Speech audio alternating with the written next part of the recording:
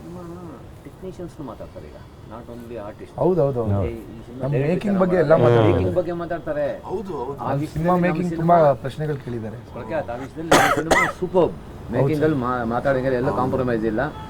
So ನನಗೆ ನೀವು ಹೇಳಿದ್ರಲ್ಲ, ನನಗೆ ನೀವು ಕೇಳಿದಾಗ ನಾನು ಯಾರು ಪ್ರೊಡ್ಯೂಸರ್ ಅಂತ ಕೇಳಿದೆ, ನಿಮ್ಮ ಹೆಸರು ಹೇಳಿದ ತಕ್ಷಣ ನನಗೆ ಫುಲ್ ಖುಷಿ ಆಗೋಯ್ತು. ಅಂದರೆ ನಾನು ನೋಡಿದ್ದೆ ಬಡವರ ರಸ್ಕಲ್ ನೋಡಿದ್ದೆ, ಆಮೇಲೆ ಟಗರು ಕೊಲೆ ನೋಡಿದ್ದೆ, ಎಡ್ಡು ಬುಷ್, ಆಮೇಲೆ ಹೊಯ್ಸಳ. ಈ ಸಿನಿಮಾಗಳ ಮೇಕಿಂಗ್ ನೋಡಿದಾಗ ನನಗೆ ಒಂಥರ ಡಿಫ್ರೆಂಟ್ ಮೇಕಿಂಗು, ಎಲ್ಲೂ ಕಾಂಪ್ರಮೈಸ್ ಇಲ್ಲ, ಫುಲ್ ಖುಷಿ ಆಯಿತು. ಡಾಲಿ ಸರ್ ಸಖತ್ತಾಗಿ ಮಾಡಿದ್ದಾರೆ. ಏನು ಗೊತ್ತಾ ಮಾಸ್ಟರ್, ನಾನು ನಾನು ನಂದು ಆ್ಯಕ್ಟಿಂಗ್ ಇದರಲ್ಲಿ ಬ್ಯುಸಿ ಇರ್ತೀನಿ. ಸೊ ನಾನು ಹೋಗಿ ನಿಂತ್ಕೊಂಡು ಪ್ರತಿದಿನ ನಾನೇ ನೋಡೋಕ್ಕಾಗಲ್ಲ. ಸೊ ನನ್ನದು ಜವಾಬ್ದಾರಿ ಏನು ಅಂದರೆ, ಈಗ ನನ್ನ ಸಿನಿಮಾದಲ್ಲಿ ಪ್ರಖ್ಯಾತ್ ಲೀಡ್ ಮಾಡ್ತಿದ್ರೆ, ನಾಗಭೂಷಣ್ ಅಥವಾ ಯಾರೇ ಲೀಡ್ ಮಾಡ್ತಿದ್ರು, ಆ ಸಿನಿಮಾ ಅದು ಜವಾಬ್ದಾರಿ ಅವ್ರದ್ದು ಅಂತ. ಅಂದರೆ ಅವರು ನಿಂತ್ಕೊಂಡು ನೋಡಬೇಕು, ಅವ್ರು ನಿಂತ್ಕೊಂಡು ಪ್ರತಿಯೊಂದು ಕೆಲಸನೂ ಅವ್ರು ಕಲಿತಾರೆ ಅವಾಗ. ಸೊ ಏನಂದರೆ ಈಗ ನಾವೆಲ್ಲ ಹಿಂಗೆ ಜೊತೆಗೆ ಕೆಲಸ ಮಾಡ್ತಾಯಿದ್ದೀವಿ. ಈಗ ನಾನು ನಂದಿಂದು ಅಂದರೆ ಅದು ಹೆಂಗೋ ನಾನು ಪ್ರೊಡ್ಯೂಸರ್ ಆಗಲೇಬೇಕು ಅಂತ ನಾನು ಯಾವತ್ತೂ ಅಂದ್ಕೊಂಡಿರಲಿಲ್ಲ ಆಗಬೇಕು ಅಂತ. ನನ್ನೊಂದು ಸಂಸ್ಥೆ ಅಂತ ಆಗಿದೆ, ಅದ್ರ ಮೂಲಕ ಒಂದಿಷ್ಟು ಜನ ಅದೇನೇನೋ ಆಗ್ತಾಯಿದೆಯಲ್ಲ ಸಿನಿಮಾಗಳು ಎಲ್ಲ. ಸೊ ಹಾಗೆ ಒಬ್ರೊಬ್ರು ಒಂದೊಂದು ಇಂಡಿಪೆಂಡೆಂಟ್ ಶಕ್ತಿ ಆದರೆ ಅದು ಆ ಟ್ರೀ ಬೆಳೀತಾ ಹೋಗುತ್ತಲ್ಲ, ಅದರಿಂದ ಇನ್ನೊಂದಿಷ್ಟು ಜನಕ್ಕೆ ಜಾಗ ಆಗುತ್ತೆ, ಅದರಿಂದ ಇನ್ನೊಂದಿಷ್ಟು ಜನಕ್ಕೆ ಜಾಗ ಆಗುತ್ತೆ. ಸೊ ಹಂಗೆ ನನಗೆ ಚೆನ್ನಾಗಿ ಇಷ್ಟ ಆಯಿತು. ನೀವು ಹೇಳಿದಲ್ಲ, ಜವಾಬ್ದಾರಿ ಅವ್ರು ಕೊಟ್ಟಾಗ ಅವರು ಎಲ್ಲ ಥರದಲ್ಲೂ ಅವ್ರಿಗೆ ಎಕ್ಸ್ಪೀರಿಯನ್ಸ್ ಆಗುತ್ತೆ. ನಾನು ಅದನ್ನು ಹೇಳಿದೆ, ಪ್ರತಿಯೊಂದು ಕಲ್ತ್ಕೋಬೇಕು. ಅಂದರೆ ಹ್ಯಾಸ್ ವೆರಿ ಗುಡ್ IQ. ಅಂದರೆ ನನಗೆ ಪ್ರಖ್ಯಾತ ಥರ ನನಗೆ ಯೋಚನೆ ಮಾಡೋಕ್ಕೆ ಬರಲ್ಲ. So is very good at people handling and business ಇದು ಎಲ್ಲ. ಅವ್ನು ನನಗೆ ಒಂದೊಂದ್ಸರಿ ಬೈತಿರ್ತಾಣ, ನಿಮ್ಗೆ ಗೊತ್ತಾಗಲ್ಲ, ಯಾಮರ್ಸ್ಬೋದು, ನಿಮ್ಮನ್ನ ಬೇಗ ಯಾಮರ್ಸ್ತಾರೆ ಅಂತ, ಆಯಿತಾ. ಸೊ ಅಂದರೆ ಈಗ ನಾನು ಕಲಿಯೋದಿರುತ್ತಲ್ಲ, ಸೊ ಹಂಗೆ ಇನ್ನೊಂದು ಶಕ್ತಿ ರೆಡಿ ಆದಂಗಲ್ವ ಅದು. ಸೊ ಅಲ್ಲಿಂದ ಅವರು ಅದನ್ನು ಕ್ಯಾರಿ ಮಾಡ್ತಾರೆ, ಮತ್ತು ಅದು ಇನ್ನೊಂದಿಷ್ಟು ಅವಕಾಶಗಳನ್ನ ಇನ್ನೊಂದಿಷ್ಟು ಜನಕ್ಕೆ ಓಪನ್ ಮಾಡುತ್ತೆ. ಸೊ ಹಂಗೆ ಎಲ್ಲರೂ ಇಂಡಿಪೆಂಡೆಂಟ್ ಶಕ್ತಿಗಳಾಗಿ ಬೆಳೆದಾಗ ಆಟೋಮೆಟಿಕ್ಕಾಗಿ ಇಂಡಸ್ಟ್ರಿನೂ ದೊಡ್ಡದಾಗ್ತಾ ಹೋಗುತ್ತೆ. ಸಿನಿಮಾಗೆ ಲೆಕ್ಕ ಸಿಗ್ತಾ ಇದ್ದಿದ್ದಕ್ಕೂ ಡಾಲಿ ಪಿಕ್ಚರ್ಸ್ ಅಲ್ಲಿ ಸ್ವಲ್ಪ ವ್ಯತ್ಯಾಸ. ನಾನು ಸ್ವಲ್ಪ ಚೌಕಾಸಿ ಮಾಡಲ್ಲ, ಅದಣ್ಣ ಏನಣ್ಣ ನೀವು ನೋಡಿಲ್ಲ, ನೀವು ಏನಣ್ಣ ಹಿಂಗಾಗ್ಬಿಟ್ರಿ ಅಂತ.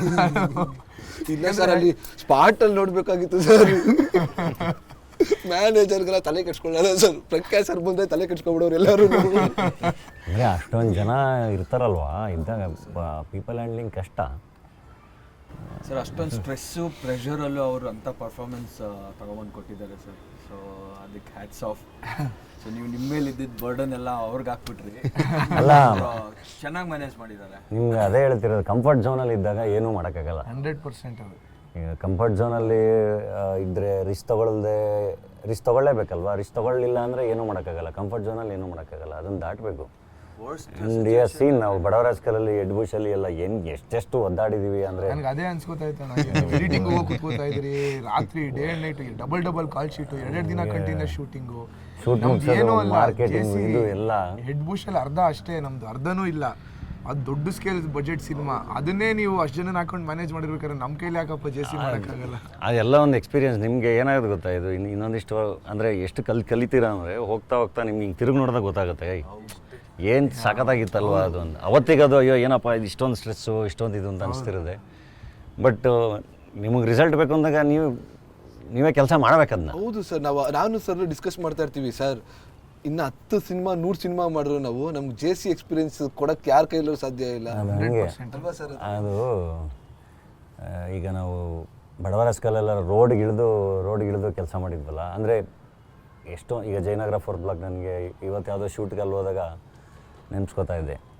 ಅಂದರೆ ಇನ್ನೊಂದು ಸರಿ ಮತ್ತೆ ಮಾಡೋಕ್ಕಾಗಲ್ಲ ಅದು. ನೀವು ಫಸ್ಟ್ ಟೈಮ್ ಏನೋ ಹಂಗೇನೋ ಮಾಡಿರ್ತೀರಲ್ಲ, ಅದು ಬೇರೆ, ಅದು ಮುಗೀತು, ಮತ್ತೆ ಹೊಸ ಅನುಭವನೇ ಅದು. ಅದು ಮತ್ತೆ ರೀಕ್ರಿಯೇಟ್ ಮಾಡೋಕ್ಕೆ ಕಷ್ಟ. ನೆಕ್ಸ್ಟ್ ಸಿನಿಮಾಗೆ ಹೋದಾಗ ಮತ್ತೆ ನಿಮಗೆ ಬೇರೆ ಥರ ಇರುತ್ತೆ. ಅಂದರೆ ನೀವು ಪ್ರೂವ್ ಮಾಡಿದ್ದಾಗ ಬೇರೆ ಥರ ಇರುತ್ತೆ ಎಕ್ಸ್ಪೀರಿಯೆನ್ಸು, ಆಯಿತಾ. ಪ್ರೂವ್ ಮಾಡ್ದಲೇ ಇದ್ದಾಗ ಬೇರೆ ಥರ ಇರುತ್ತೆ. ನಮ್ಮ ಸಿನಿಮಾ ಸ್ವಲ್ಪ ಅಂಡರ್ ವರ್ಲ್ಡ್ಗೆ ಸ್ವಲ್ಪ ಟಚ್ಚು, ಈ ಥರದೊಂದು ಪ್ರಪಂಚನ ಟಚ್ ಮಾಡ್ಕೊಂಡು ಬರ್ತೀರ ಸರ್. ನೀವು ಡಾಲಿಯಾಗಿ ಆ ಅಂಡರ್ ವರ್ಲ್ಡ್ ಟಗರು ಅಲ್ಲಿ ಆ ಅಂಡರ್ ವರ್ಲ್ಡ್ನ ಟಚ್ ಮಾಡಿಬಿಟ್ಟು ಬಂದರು. ರಿಯಲ್ ಲೈಫಲ್ಲಿ ಡಾಲಿ ಥರ ಯಾವ ಥರ ಇದು ಮಾಡಿದ್ದೀರ ಸರ್? ಯಾರ ಮೇಲಾದ್ರೂ ನನ್ನ ಮಕ್ಕಳ ಅಂತ ಅಂದರೆ ಯಂಗರ್ ಡೇಸಲ್ಲಿ ಎಲ್ರಿಗೂ ಇವಾಗ ನಾವು PUCಲಿದ್ದಾಗ ಇಂಜಿನಿಯರಿಂಗಲ್ಲಿದ್ದಾಗ ಎಲ್ಲ ಅಂದರೆ ಸಣ್ಣ ಪುಟ್ಟ ಗಲಾಟೆಗಳು ನಡೀತಾನೆ ಇರ್ತವೆ. ನಾವು ನಮ್ಮ ಮೈಸೂರಲ್ಲಿ ನಮ್ಮ ರಿಮಲಪ್ಪದಲ್ಲೆಲ್ಲ ನನಗೆ ಸ್ಟಾರ್ಟಿಂಗು ಏನು ಹಿಂಗೆ ಹೇಳ್ತಾರೆ, ಒಂಚೂರು ಸಣ್ಣದೇನಾರು ಏನೋ ನಡೆಸ್ತೀಯಾ ಅಂತ. ನಾನು ಏನು ನಡೆಸೋದು ಅಂತ ಏನೋ ಹಂಗೆ ಏನು ನಡೆಸ್ತೀಯ ಇವಾಗ ನಡೆಸ್ತೀಯಾ ಕರೆಸ್ಲಾ ಅಂತ. ಯಾರನ್ನು ಕರೆಸ್ತಾರೆ ಇವರು, ಏನು ನಡೆಸ್ತಾರೆ ಅಂತ ನಾನು ಕನ್ಫ್ಯೂಸ್ ಆಗ್ಬಿಡುವೆ. ಆಮೇಲೆ ಅರ್ಥ ಆಗಕ್ಕೆ ಶುರುವಾಯಿತು, ಓಕೆ ಇದು ಫೈಟ್ ಕರೀತಾ ಇರೋದು ಇದು ಅಂತ. ನಾನು ಆ ಏರಿಯಾ ಕರೆಸ್ತೀನಿ, ನೀನು ಯಾರನ್ನು ಕರೆಸ್ತೀಯಾ ಅಂತ ಎಲ್ಲ. ಆಮೇಲೆ ನಾವು ಈ ಥರ ಇದೆಯಾ ಅಂತ ನಾವು ಕೇಳ್ಕೊಬಿಡೋದು. ಯಾರ ಹೆಸರು ಹೇಳಬೇಕು ಅಂತೆಲ್ಲ ಅವ್ರಿಗೆ ಗೊತ್ತಿದಾರೋ ಬಿಡ್ತಾರೋ. ಯಾರಾದ್ರೂ ನಡೆಸ್ತೀಯಾ ಅಂದ್ರೆ ಕರೆಸ್ತೀವಿ ಅಂತ ಅವ್ರು ಯಾವ್ದಾರು ಹೇಳಿದ್ರೆ ನಾವು ಇದು ಹೇಳೋದು. ಅವ್ರು ನಾವು ಹೇಳಿದ್ರೆ ಅವ್ರು ಹೇಳ್ಬಿಟ್ರೆ ಅವ್ರು ಇನ್ನೊಬ್ಬ ಇರ್ತಲ್ಲ, ನಾವು ಅವ್ರಿಗೆ ಗೊತ್ತ ಕರೆಸ್ಲಾ ಆಯಿತು ಕರೆಸು ಅಂತ. ಒಂದಿನಕ್ಕೂ ಕರ್ಸಿಲ್ಲ ಸರ್. ಅದು ಎಲ್ಲ ಏನಾಗುತ್ತೆ ಕರ್ಸಿ ಅನ್ನೋದ್ರಲ್ಲೇ ಅಲ್ಲಿ ಇಲ್ಲಿ ಅದು ಮುಗ್ದೋಗುತ್ತೆ. ಬಟ್ ಗಲಾಟೆಗಳು ಮಾಡಿದ್ದೀರಾ ಸರ್? ರಿಯಲ್ ಆಗಿ ಫೈಟ್ ಮಾಡಿ ಯಾರು ಹೊಡೆದಿದ್ದೀರಾ ಸರ್ ರಿಯಲ್ ಆಗಿ? ಅಲ್ಲ ಸರ್, ಕಾಲೇಜ್ ಡೇಸ್ ಅಲ್ಲಿ ಸರ್ ಅದೇನಾಗುತ್ತೆ ಗೊತ್ತಾ, ಫೈನಲಿ ಕೊನೆಗೆ ಎಲ್ಲದೂ ಹೋಗಿ ರಾಜಿಲೇ ನಿಂತ್ಕೊಳ್ಳುತ್ತೆ. ಹೌದು ಸರ್. ಅಂದರೆ ನಾವು ಹಿಂಗೆ ಹೊಡೆದಾಟಕ್ಕೆ ಕರೆದು ಒಂದು ಫೀಲ್ಡ್ ಹೋಗಿ ಬಂದು ಇನ್ಯಾರು ಅವ್ರು ದೊಡ್ಡವ್ರು ಕರ್ಕೊಬಂದು ಅದಾಗಿ ಇದಾಗಿ ಹೊಡೆದಾಟ ಆಗಿ ಕೊನೆಗೆ ಯಾರೋ ಬಂದು ಬುದ್ಧಿ ಹೇಳಿ ರಾಜಿ ಮಾಡಿನೇ ಕಳಿಸ್ತಾರೆ. ಹೌದು ಸರ್. ಇವಾಗ ನಾವು ಅದು ಎಕ್ಸ್ಪೀರಿಯನ್ಸ್ ಎಲ್ಲ ಹೇಳೋಕೆ ಹೋದರೆ ಒಂಚೂರು ಗೈಡೆನ್ಸ್ ಕೊಟ್ಟಂಗಾಗುತ್ತೆ. ಅವಾಗೊಂದು ಎಲ್ಲ ಒಂದು ಪಾಲಿಸಿ ಇತ್ತು. ಫೈನಲಿ ಇದು ರಾಜಿ ಆಗುತ್ತೆ. ನಾವು ಈಗ ನೀನು ನಂಗೆ ಹೊಡೆದ್ರು ನಾನು ಹಿಂಗೆ ಹೊಡೆದ್ರು ಫೈನಲಿ ಯಾರೋ ಬಂದು ರಾಜಿ ಮಾಡ್ತಾರೆ. ಸೊ ಅದೇ ತಿನ್ನೋದು ಫಸ್ಟ್ ನಾವೇ ಹೊಡೆದು ಬಿಡೋಣ ಅಂತ. ಈಗ ನಾವು ಅದೇ ತಿಂದರೂ ರಾಜಿ ಆಗುತ್ತೆ, ನಾವೇ ಹೊಡೆದು ಬಿಡೋದು ಅಂತ ಆ ಥರ ಎಲ್ಲ. ಆಮೇಲೆ ಏನಪ್ಪ ಇದು ಅಂದರೆ ಏನಾಗುತ್ತೆ ಗೊತ್ತಾ ನಿಮಗೆ, ಇಟ್ಸ್ ವೆರಿ ರಾಂಗ್. ಅಂದರೆ ನಿಂತ್ಕೊಂಡು ಅಂದರೆ ಐ ಕ್ಯಾನ್ ಅಂಡರ್ಸ್ಟ್ಯಾಂಡ್. ಅಂದರೆ ಆ ಕೋಪ ಇದು ಆ ಯಂಗರ್ ಡೇಸಲ್ಲಿ ಐ ಡೋಂಟ್ ನೋ ಇನ್ಫ್ಲೂಯೆನ್ಸ್ ಇನ್ನೊಂದು ಮತ್ತೊಂದು ಹಂಗಿರುತ್ತೆ. ಬಟ್ ಅದು ಬಹಳ ತಪ್ಪು. ನಿಮ್ಗೊಂದು ಅಂದರೆ ಅದು ಜರ್ನಿಗಳೇ ಚೇಂಜ್ ಆಗ್ಬಿಡುತ್ತೆ. ಸಣ್ಣ ಪುಟ್ಟದ್ದು ಇದಾದ್ರೂ ನಿಮಗೆ ನಿಮ್ಮ ಇಡೀ ಬದುಕಿನ ಜರ್ನಿನೇ ಚೇಂಜ್ ಆಗ್ಬಿಡುತ್ತೆ. ನಮ್ಮ ಜೇಸಿ ತುಂಬಾನೇ ಇದೆ ಆ ಥರ ಎಕ್ಸಾಂಪಲ್ಸ್. ಅದೊಂತಲ್ಲ ನಿಮ್ಮ ಸಣ್ಣ ಸಣ್ಣದು ಎಲ್ಲೆಲ್ಲಿಗೂ ಹೋಗ್ಬಿಡುತ್ತೆ ಸಣ್ಣ ವಿಚಾರ. ಆಮೇಲೆ ಬೇಕು ಅಂದ್ರೂ ಸರಿ ಮಾಡ್ಕೊಳಕ್ಕಾಗಲ್ಲ. ಒಂದ್ಸಲ ಚಕ್ರವ್ಯೂಹ ಥರ ಅದ್ರೊಳಗೆ ಹೋಗ್ಬಿಟ್ಟ ಅಂದರೆ ಅಯ್ಯೋ ಅದು. ಆಮೇಲೆ ನೀವು ಬೇಕಾದ್ರೆ ಪರವಾಗಿಲ್ಲ ಒಂದು ಒದೆ ತಿಂದು ನೀವು ಆರಾಮಾಗಿ ಓಡಾಡ್ಬೋದು. ಯಾಕೆಂದರೆ ನಿಮ್ಗೆ ಅಯ್ಯೋ ಒದೆ ತಿಂದೆ ನನಗೆ ಅವಮಾನ ಆಯಿತು ಅಂತ ನಿನ್ಗೆ ಅನಿಸ್ಬೋದು, ಅಥವಾ 4 ಜನದ ಮುಂದೆ ಅವಮಾನ ಆಗ್ಬೋದು. But still you can go out at peace. But ನೀನು ಯಾರಿಗಾರು ಹೊಡೆದ್ಬಿಟ್ಟು ನೀನು ಪೀಸ್ಫುಲ್ಲಾಗಿ ಓಡಾಡೋಕ್ಕಾಗಲ್ಲ. ಯಾಕೆಂದ್ರೆ ನೀನು ಎಷ್ಟೇ ಏನೇ ಇರ್ಬೋದು, ನಿಂದು ತಪ್ಪಿಲ್ದೇ ಇರ್ಬೋದು, ನಿನ್ಗೆ ಎಷ್ಟೇ ಧೈರ್ಯ ಇರ್ಬೋದು, ಒಂದು ಭಯ ಇದ್ದೇ ಇರುತ್ತಲ್ವ. ಈಗ ಅವ್ರಿಗೆ ನಾನು ಹರ್ಟ್ ಮಾಡಿಬಿಟ್ಟಿದ್ದೀನಿ, ಅವ್ರು ನಾನು ವಾಪಸ್ ಹರ್ಟ್ ಮಾಡ್ತಾರೆ ಅನ್ನೋದೆಲ್ಲ. ಸೊ ಐ ಥಿಂಕ್ ಏನಾದರೂ ಇದ್ರೂ ಒಂದು ಸ್ವಲ್ಪ ಕೂಲಾಗಿ ಕೂತು ಬಗೆಹರಿಸ್ಕೋಬೇಕು. ಬಗೆಹರಿಸ್ಕೊಳಕ್ಕಾಗಲಿಲ್ಲ ಅಂದ್ರೆ ಯಾರನ್ನಾರು ಕೂರಿಸಿ ಬಗೆಹರಿಸ್ಕೋಬೇಕು. ಒಟ್ಟಿನಲ್ಲಿ ಬಗೆಹರಿಸ್ಕೋಬೇಕು. ಒಂದು ಪಾಯಿಂಟ್ ಏನು ಅರ್ಥ ಆಗುತ್ತೆ ಅಂದರೆ, ಹೊಡ್ಸ್ಕೊಂಡವನಿಗಿಂತ ಹೊಡೆದಿರೋನಿಗೆ ಟೆನ್ಷನ್ ಜಾಸ್ತಿ. ಅಂದರೆ ಯಾವ ಟೈಮಲ್ಲಿ ಮತ್ತೆ ಹೊಡಿತಾರೆ ಅನ್ನೋ ಭಯದಲ್ಲೇ, ಯಾವ ಟೈಮಲ್ಲಿ ಮತ್ತೆ ನಂಗೆ ಅಟ್ಯಾಕ್ ಮಾಡ್ತಾನೆ, ಅವ್ನು ನಿದ್ದೆನೇ ಮಾಡಲ್ಲ, ನೆಮ್ಮದಿನೇ ಇರಲ್ಲ. ಸೊ ಸೇಫ್ಟಿ, ಹೊಡಿಲೂಬಾರ್ದು, ಹೊಡ್ಸ್ಕೊಳ್ಬೇಕು ಅಷ್ಟೇ. ಆರಾಮಾಗಿ ತುಂಬ ಸ್ನೇಹ ಪ್ರೀತಿಯಿಂದ ನನಗೆ ಇನ್ನೊಂದು ಪ್ರಶ್ನೆ ಬಗೆಹರಿಸ್ಕೊಂಡು ಏನಲ್ವೇ ತುಂಬಾ ಇದೆ ಎಕ್ಸ್ಪೀರಿಯನ್ಸ್. ತಾಳ್ಮೆ ಇದೆಯಲ್ಲ ಯಪ್ಪ, ಆ ತಾಳ್ಮೆ ಭಾಳ ಮುಖ್ಯ. ಹೊಡೆದ್ಬಿಟ್ಟು ಬಂದ್ಬಿಟ್ರೆ ರಾತ್ರಿಯಲ್ಲಿ ನಿದ್ದೆ ಬರಲ್ಲ. ನಕ್ಕರ್ ಯಾರು ಬಂದು ಬಂದ್ಬಿಡ್ತಾನೋ, ತಡ್ತಾನೋ, ಎಲ್ಲರದ್ದು ನೆಮ್ಮದಿ ಕಿತ್ಕೊಳ್ಳೋದು. ಯಾರು ಪೊಲೀಸರು ಬರ್ತಾರೋ, ಯಾರು ಹುಡುಗರು ಹಾಕೊಂಬರ್ತಾನೋ, ಒಬ್ಬನೇ ಹೋಗಿಲ್ಲ ಗಾಡೀಲಿ 4 ಜನ ಹುಡುಗರು ಹಾಕೊಂಡು ಹೋಗಾಡ್ಕು. ಏನಕ್ಕೆ ಅಂದ್ರೆ ನಕ್ಕ ನಾನೇ ರಾತ್ರಿ ಹೊಡ್ತೀನಿ, ನನಗೆ ಎಲ್ಲಿ ಹೊಡಿತಾನೋ, ಬಾರ್ ಮುಂದೆ ಹೋಗಿಲ್ಲ ನಾನು. 8 ಗಂಟೆ ಮೇಲೆ ಹೋಗ್ಬೇಕು, ಒಂದು ಸ್ವಿಚ್ ಆಫ್, ಅಮ್ಮ ಯಾರು ಬಂದು ಇಲ್ಲ ಅಂತ ಹೇಳ್ಬಿಡ್ಬೇಕು. ಈ ಥರ ಎಲ್ಲ ಆಗ್ಬಿಡ್ತದೆ. ಅಯ್ಯೋ ಬಲೆ ಭಯ. ಆ ಕ್ಷಣಕ್ಕೆ ಏನು ತಾಳ್ಮೆ, ಆಯ್ತಪ್ಪ ನಿನ್ನೆ ತಾನೆ, ಆಯ್ತು ಹೋಗ್ಬಿಡಯ್ಯ, ನೀನೇ ಮುಂದೆ ಹೋಗ್ಬಿಡ, ನಿಂದೆ. See you have to fight for your right. ಯಾರೋ ನಮ್ಮ ಮೇಲೆ ಬಳಕೆ ಮಾಡಿದಾಗ ಇನ್ನೊಂದು ಮತ್ತೊಂದು ನಾವು ಅದನ್ನು ಪ್ರೊಟೆಸ್ಟ್ ಮಾಡಲೇಬೇಕು. ಬಟ್ ಅದಕ್ಕೆ ಕತ್ತಿನೇ ಬೇಕು ಅಂತೇನಿಲ್ಲ, ಗುರಾಣಿ ಇರುತ್ತಲ್ವ, ಸೋರ್ಡೇ ಬೇಕು ಅಂತೇನಿಲ್ಲ. ನಾನು ಮೆಟಾಫರಾಗಿ ತೊಗೊಂಡು ಹೇಳ್ತಿರೋದು ಗುರಾಣಿ ಇರುತ್ತಲ್ವ, ಅಂದರೆ ಭಾಳ ಎಚ್ಚರಿಕೆಯಿಂದ ನಾವು ಅದನ್ನು ವಿರೋಧಿಸಬೇಕು. ನಮ್ಮದು ತಪ್ಪಿಲ್ಲ ಅಂದಾಗ, ಯಾರೋ ನಮ್ಮ ಮೇಲೆ ದಬ್ಬಾಳಿಕೆ ಮಾಡ್ತಿದ್ದಾಗ ಎಲ್ಲ ಅದನ್ನು ಹೊಡೆದಾಡಬೇಕು ಅಂತಲೇ ಏನಿಲ್ಲ. ಆ್ಯಂಡ್ ಅದಕ್ಕೆ ಅಂತಲೇ ದಾರಿ ಇದೆ ಅಲ್ವಾ. ಅದಕ್ಕೆ ಅಂತ ನಾನು ಹೇಳ್ತಿರೋದು, ಪ್ರತಿಯೊಂದಕ್ಕೂ ರೂಲ್ಸ್ ಇದೆ. ದೇಶದಲ್ಲಿ ಮಾಡ್ಕೊಂಡಿದ್ದೀವಲ್ವ ಕಾನ್ಸ್ಟಿಟ್ಯೂಷನ್ ಅಂತ. ಇದು ಹಿಂಗಿದೆ, there is police, there is system. ಆ ಸಿಸ್ಟಮ್ ಒಳಗಿದ್ಕೊಂಡೆ ಆ ರೂಲ್ ಪ್ರಕಾರನೇ ವಿ ಹ್ಯಾವ್ ಟು ಫೈಟ್. ಅದನ್ನು ದಾಟಿ ನಾವು ಏನಾದ್ರು ಮಾಡೋಕ್ಕೆ ಹೋದಾಗೆಲ್ಲ ಒಂದೇ ಜೀವನ ಅಲ್ವಾ, ಯೋಚನೆ ಮಾಡಬೇಕು. ಒಂದು ಸರಿ ಕೋಪ ಎಲ್ಲ ಇದು ಬಂದು, ಇಲ್ಲ ನಾನು ಯಾರಿಗೋ ಗುದ್ದು ಬಿಡಬೇಕು ಅನ್ಸರು, ಒಂದು ಸರಿ ತಂದೆ ತಾಯಿ ಹೆಂಡ್ತಿ ಮಕ್ಳಿದ್ರೆ ಹೆಂಡ್ತಿ ಮಕ್ಳ ನೆನಪಿಸ್ಕೋಬೇಕು. ಇಲ್ಲ ಅಂದರೆ ಒಂದು ಸರಿ ಸ್ನೇಹ ಅದು ಇದು ಜೀವನ ಯಾವತ್ತು ಮುಂದಕ್ಕೆ ಯೋಚನೆ ಮಾಡಬೇಕಲ್ವ. ಒಂದೇ ಲೈಫು, ಒಂದು ಸರಿ ಹಿಂಗೆ ಚೂರು ಅದು ಇದು ಆದರೆ ಬಹಳ ಕಷ್ಟ. ಈಗಲೂ ನಮಗೂ ಕೋಪ ಬರುತ್ತೆ. ಒಂದು ಸರಿ ಕೋಪ ಮಾಡಿಕೊಂಡು ನನಗೂ ಅಂದರೆ ತುಂಬ ಪುಷ್ ಮಾಡಿದಾಗೆಲ್ಲ ಬೈತೀನಿ. ಅದಾದಮೇಲೆ ಬೇಜಾರಾಗ್ಬಿಟ್ಟು ಮತ್ತೆ ನಾನೇ ಸಾರಿ ಕೇಳಿರ್ತೀನಿ. ಸೊ ಎಲ್ಲರೂ ಮನುಷ್ಯರೇ ಅಲ್ಟಿಮೇಟ್ಲಿ. ಏನೋ ಇಲ್ಲ ನಾನು ಸಂತ, ನಾವು ದೇವರು ಹಾಗೆಲ್ಲ ಏನಿಲ್ಲ. ಆಗುತ್ತೆ, ಜಗಳಗಳಾಗುತ್ತೆ, ಫೈಟ್ ಆಗುತ್ತೆ, ತಪ್ಪುಗಳಾಗುತ್ತೆ, ಎಲ್ಲ ಆಗುತ್ತೆ. ಬಟ್ ಅದನ್ನು ಬಗೆಹರಿಸ್ಕೋಬೇಕು. ಮತ್ತೆ ಇನ್ನು ತೊಂದರೆ ಮಾಡ್ಕೋಬಾರ್ದು. ಅಂದರೆ ಲೈಫು ಹೆಂಗಿರ್ಬೇಕಂದ್ರೆ, ನನ್ನ ಎಕ್ಸ್ಪೀರಿಯನ್ಸಲ್ಲಿ ನಾನು ಪಾಲಿಸ್ಕೊಂಡು ಬರ್ತಾ ಇರೋದು ಹೆಂಗೆ ಅಂದರೆ, ಮಿರರ್ ಅಂದ್ಕೊಳ್ಳಿ, ಮಿರರ್ ಮುಂದೆ ನೀವು ನಿಂತ್ಕೊಳ್ಳಿ. ಕೋಪದಲ್ಲಿ ಗುರಾಯಿಸಿ ಮಿರರ್ನ, ಅದು ನಮ್ಗೆ ಗುರಾಯಿಸ್ತಾರೆ. ಹೌದು. ಸ್ಮೈಲ್ ಕೊಡಿ, ಸ್ಮೈಲ್ ಕೊಡುತ್ತೆ. ಅಷ್ಟೇ ಲೈಫು. ನಾವು ನಕ್ಕೊಂಡು ಮಿರರ್ ಮುಂದೆ ನಿಂತ್ಕೊಂಡು ಅದು ನಗುತ್ತೆ. ಜೀವನನೇ ಅಷ್ಟು. 99% ಜನ ಯಾರು ಕೆಟ್ಟವ್ರ, ಎಲ್ಲ ಒಳ್ಳೆಯವರೇ. ಎಲ್ಲ 1% 2% ಸ್ವಲ್ಪ ಇರ್ತಾರೆ. ನಾವು ಹೆಂಗೆ ನೋಡ್ಕೊತೀವೋ ಅಷ್ಟೇ. ಜೇಸಿದು ಈಗ ಡಾಲಿ ಅವರು ಸಿನಿಮಾ ನೋಡಿದ್ದೀವಿ, ಸೂಪರ್. ಹೌದು, ತುಂಬ ಚೆನ್ನಾಗಿ ಇಷ್ಟ ಆಯಿತು ಅಂದ್ರಲ್ಲ. ಆ ಇಷ್ಟ ಆಗೋ ರೀತಿ ಸಿನಿಮಾ ಮೂಡಿ ಬಂದಿರೋದಕ್ಕೆ ಕೆಲವು ಕಾರಣಗಳಿದೆ. ಅದು ನಾನು ಹೇಳ್ಬಿಡ್ತೀನಿ. ಯಾಕಂದರೆ ಇವರು ಸೆಟ್ಟಿಗೆ ಜಾಸ್ತಿ ಬಂದಿಲ್ಲ. ನೀವು ಹೇಳ್ದಂಗೆ 2 ಸರಿ 3 ಸರಿ ನೀವು ಬಂದಿದ್ರಿ. ಆ್ಯಸ್ ಎ ಪ್ರೊಡ್ಯೂಸರು ಇವ್ರು ಏನು ಫೀಡ್ ಮಾಡ್ಬೇಕು ಅದು ಮಾಡಿಕೊಂಡು ಹ್ಯಾಪಿಯಾಗಿ ಶೂಟಿಂಗ್ ಚೆನ್ನಾಗಿ ನಡೀತಾ ಇದೆ ಅಂತ ಕಾನ್ಫಿಡೆಂಟ್ ಇವ್ರು ಇದೆ. ಸೆಟ್ಟಲ್ಲಿ ನಾನು 15 ದಿನ ಇದ್ನಲ್ಲ, ನನ್ನ ಎಕ್ಸ್ಪೀರಿಯನ್ಸ್ ಹೆಂಗಿತ್ತು ಅಂದರೆ, ಪ್ಲ್ಯಾನಿಂಗ್ ಎಷ್ಟು ಪರ್ಫೆಕ್ಟ್ ಆಗಿತ್ತು. Beautiful planning, perfect. ಆ ಲೊಕೇಶನ್ ಸೆಲೆಕ್ಷನ್ ಇರ್ಬೋದು, ಆ ಸೆಟ್ ವರ್ಕ್ ಇರ್ಬೋದು, ಆಮೇಲೆ ಎಲ್ಲರೂ ನೀವು ಕಂಟ್ರೋಲ್ನಲ್ಲಿ ಇಟ್ಕೊಂಡಿದ್ದ ರೀತಿ. ಯಾಕಂದರೆ as A director, main director very important. Commanding ಇರಬೇಕು ಡೈರೆಕ್ಟರ್ಗೆ. ಆ್ಯಸ್ ಎ ಕ್ಯಾಪ್ಟನ್ ನೀವು ಮುಂದೆ ಹೋಗ್ತಾ ಇದ್ರಿ, ಮಿಕ್ಕಿದವರೆಲ್ಲ ಹಿಂದೆ ಬರ್ತಾ ಇರ್ತೀವಿ. ನಾವು ಟೀಮ್ ಅವರೆಲ್ಲ. ಸೊ ನೀವು ನಿಮ್ಮ ಡೈರೆಕ್ಷನ್ ಡಿಪಾರ್ಟ್ಮೆಂಟ್ ಇರ್ಬೋದು, ಆಮೇಲೆ ಎಲ್ಲ ಚೀಫ್ ಟೆಕ್ನಿಷಿಯನ್ಸ್ನ ನೀವು ಕಂಟ್ರೋಲ್ ಇಟ್ಕೊಂಡಿದ್ದ ರೀತಿ, ಕ್ಯಾಮ್ರಾಮನ್ಗೂ ನಿಮಗೂ ಕೆಮಿಸ್ಟ್ರಿ ಎಲ್ಲ ಸಖತ್ ವರ್ಕೌಟ್ ಆಯಿತು. ಅದೇ ರೀತಿ ಪ್ರಖ್ಯಾತ್ ನಿಮ್ಗೆ ಸಪೋರ್ಟ್ ಮಾಡೋದು, ಎಲ್ಲ ಆರ್ಟಿಸ್ಟು ಸಪೋರ್ಟ್ ಮಾಡೋದು. ಸೊ ಅದರಿಂದ ಸಿನಿಮಾ ನೀಟಾಗಿ ಮೇಕಿಂಗ್ ಎಕ್ಸ್ಟ್ರಾಡಾಗಿ ಬಂದಿದೆ.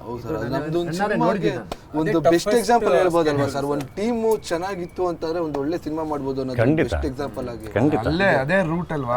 ಅದೇ ಎಲ್ಲರೂ ಒಂದೇ ಬುಕ್ಸ್ ಅಲ್ಲಿ ಇದ್ದು, ಮರ ಚೆನ್ನಾಗಿ ಬೆಳೆಯುತ್ತೆ, ಅದೇ ಉದಾಹರಣೆ. ಎಲ್ಲ ಒಂದೇ ಬುಕ್ಸ್ ಅಲ್ಲಿ ಇದ್ದು ಆನೆಸ್ಟ್ ಆಗಿ ಕೆಲಸ ಮಾಡಿದಾಗ ಜೇಸಿಗೆ ಅಡ್ಮಿಷನ್ ಆಗೋರೆ ಸರ್ ಇವರು.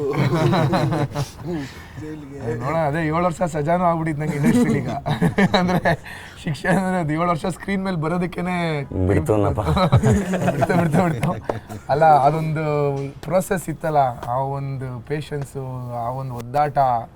ಚಿಕ್ಕ ವಯಸ್ಸಿಗೆ ನಾನು ಬಣ್ಣ ಹಚ್ಬಿಟ್ಟೆ ಮುಖಕ್ಕೆ. ನನಗೆ 20 ವರ್ಷ ಇದ್ದಾಗ ನಾನು ಫಸ್ಟ್ ಸಿನಿಮಾ ಮಾಡಿದ್ದು ಹೀರೋ ಆಗಿ. ಅಂದರೆ ನನಗೆ ಅದು ಒಂಥರ ಏನೋ ರಾತ್ರಿ ಐಶ್ವರ್ಯ ಸಿಕ್ಬಿಡ್ತು.